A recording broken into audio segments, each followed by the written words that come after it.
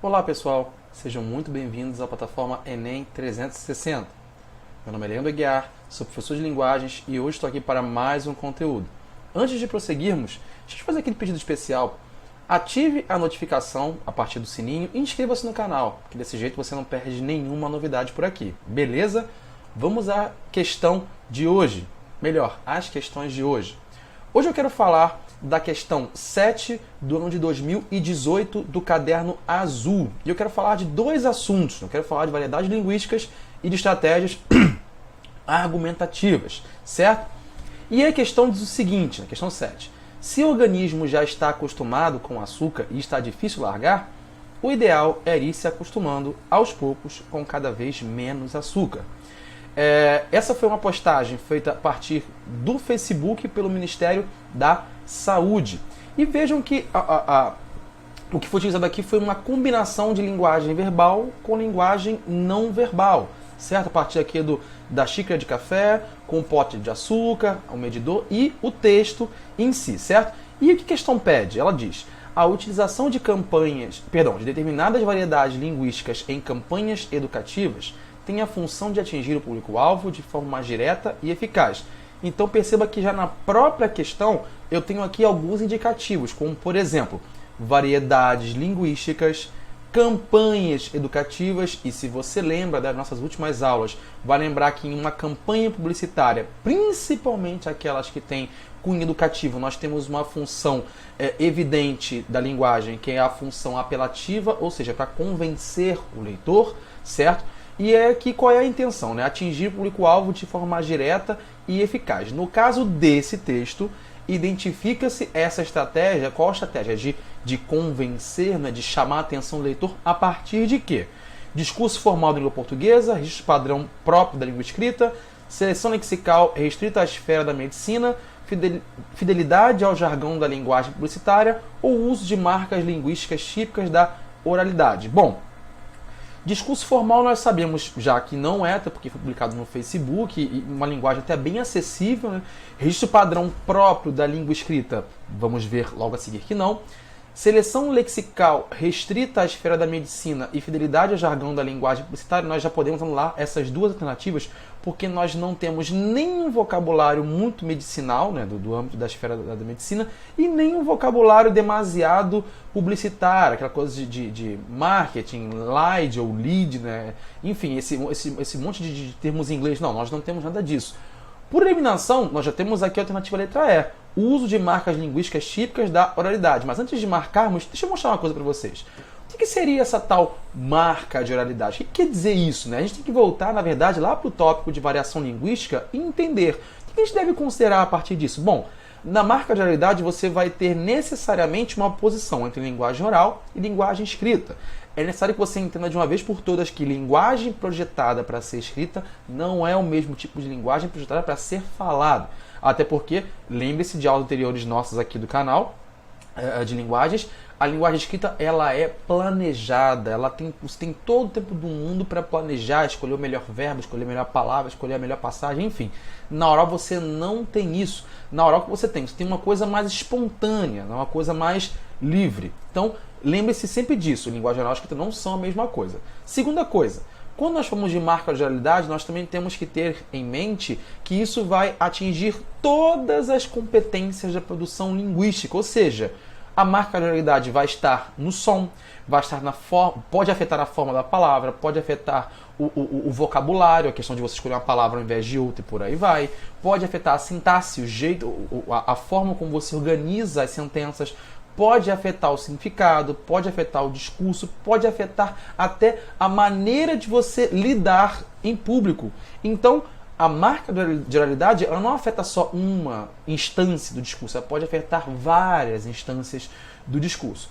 E 3, por fim, né, marca de oralidade também tem a ver com intenção e com contexto. Ou seja, em alguns contextos elas vão aparecer com mais facilidade, em outros não. Mesma coisa da intenção.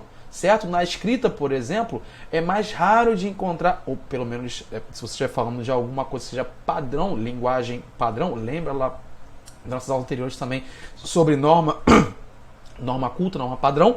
Então, tudo isso interfere no que a gente chama de marca de oralidade. E aí, voltando para a questão, voltando para o texto, olha o que a gente vê aqui. Está difícil largar e ir se acostumando. Essas são expressões que estão naturalmente no nosso falar. Não estão muito ligadas vamos dizer assim, ao âmbito da escrita. Até porque na escrita nós optamos por maior condensação. Nós optamos por, vamos dizer assim, adaptar-nos à norma e ao padrão. Então deveria ser alguma coisa como: o seu organismo está acostumado com o açúcar e é difícil largar, ou então é difícil abandoná-lo, né? No caso, o vício. O ideal é se acostumar, né? Ir se acostumando. Olha como é que com marcas de oralidade as estruturas ficam maiores ao invés de ficar menores, mais condensadas. Isso é algo típico da fala, mas por alguma forma, de alguma maneira, talvez não, com certeza, de acordo com a intenção aqui, né, conforme o enunciado já diz pra gente, isso foi usado de propósito para atingir o público-alvo, ou seja, postado no Facebook, escrito de uma maneira que todo mundo possa entender, com marcas de oralidade que sejam facílimas de ser aprendidas por todo mundo. Portanto, essa estratégia ela fica evidente, né? No caso a gente vai identificar isso por quê? Pelo uso de marcas linguísticas típicas da oralidade. São estruturas que fogem de uma norma padrão, estão muito mais ligadas a algo que é do cotidiano, que é muito próximo à fala, próximo a mim, a você e a qualquer um, certo? Então, sempre que você pensar em marcas de oralidade, você não vai só pensar, talvez, em marcadores discursivos como tá, como né, como tipo assim. Não, às vezes a marca de oralidade ela está muito mais naturalizada do que essas que eu falei, como, por exemplo, aqui, o uso de uma expressão que é cheia de verbos, né? Ir se acostumando, está difícil largar. Então, veja, na oralidade nós sempre optamos pelo que é mais longo, enquanto que na escrita nós optamos pelo que é mais compacto, pelo que é mais enxuto. Beleza? Bom, em caso de dúvidas, é só mandar pra gente aqui pelo chat que a gente responde assim que puder. Vamos para a próxima questão.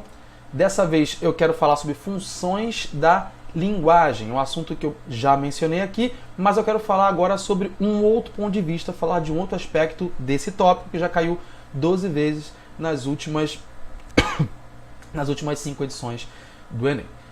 Essa aqui é a questão número 12 da prova azul do ano de 2018. Vamos a ela. Deficientes visuais já podem ir a algumas salas de cinema e teatros para curtir em maior intensidade as atrações em cartaz. Quem ajuda na tarefa é o aplicativo WatchCine, ou WatchCine, recém-chegado ao Brasil e disponível para os sistemas operacionais iOS da Apple ou Android da Google.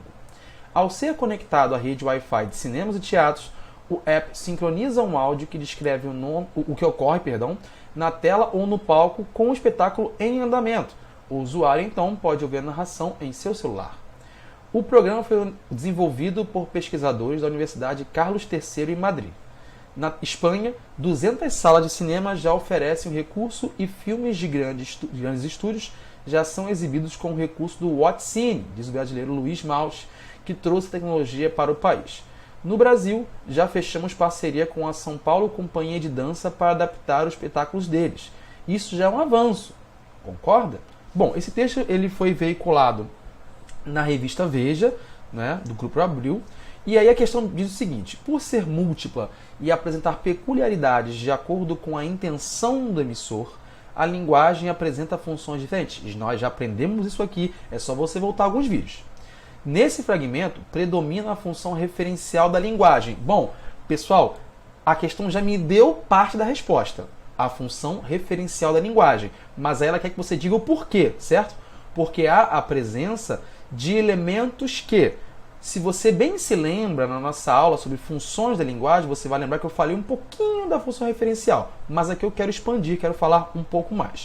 O que vem a ser essa tal função referencial? Bom, a função referencial é aquela que dá ênfase, né, que joga a ênfase para o referente, ou seja, pelo assunto, né, por aquilo que foi concordado entre falante e ouvinte do que ia ser falado. Por exemplo, nesse momento aqui, Qual é o código que eu estou usando? Língua portuguesa de forma oral. E qual é a minha mensagem? É a própria aula em si. E qual é o referente? Aula de linguagens, sobre função da linguagem. Certo? Então, esse assunto, esse tópico que nós estamos falando, isso é a tal função referencial. E eu sublinhei algumas coisas ali para que vocês tenham em mente como essa função referencial se traduz na prática, como ela se materializa. Por exemplo, isso aqui é uma notícia muito recente, né, de 21 de novembro de 2020, aí está 2021, mas na verdade é 2020. Esse jornal não é do ano que vem, esse jornal é desse ano, né? E a notícia é o seguinte: João Alberto Silveira de Freitas, um homem negro de 40 anos, foi espancado até a morte por 2 homens brancos em um supermercado Carrefour, em Porto Alegre, na véspera do Dia da Consciência Negra.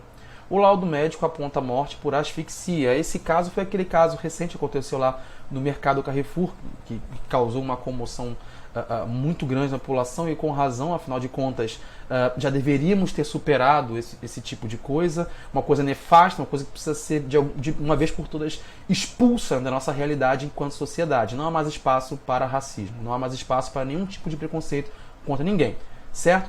Agora, pensem nessa notícia, olhem para essa notícia, percebam que ela segue sempre uma espécie de triângulo invertido. O que isso quer dizer? Ela começa com as informações mais importantes e vai depois para as, não digo menos importantes, mas menos evidentes, ou seja, aquelas que vão só complementando o mais importante que já apareceu. Na verdade, é isso que a maioria das notícias segue, não é? A questão do triângulo invertido. Agora vejam o que eu sublinhei aqui, ó. A função referencial, qual é a primazia dela? É sempre responder perguntas como quem, o que, onde, quando e porquê, né? Então, quem é a pessoa envolvida? João Alberto Silveira Freitas. O que está sendo envolvido? O que está sendo falado? O ato em si, né, foi espancado até a morte por 2 homens brancos, perdão. E aí uma terceira pergunta é respondida, né? Onde isso aconteceu? Né? Esse mercado Carrefour em Porto Alegre. Quando? Na véspera do Dia da Consciência Negra. Então vejam, a função referencial ela tem como grande, podemos dizer assim, a função o quê? Responder perguntas como essas. E aí tem um porquê, né? Que na verdade não está claro ainda, né? Não está claro o que aconteceu antes do crime, ainda está sendo resolvido. Mas são essas perguntas que a função referencial busca responder. E aí, nesse fragmento, predomina a função referencial da linguagem, por quê? Porque há a presença de elementos que expõem dados sobre o aplicativo. Ou seja, o que é o aplicativo? Quem é o aplicativo? O Watcine, né?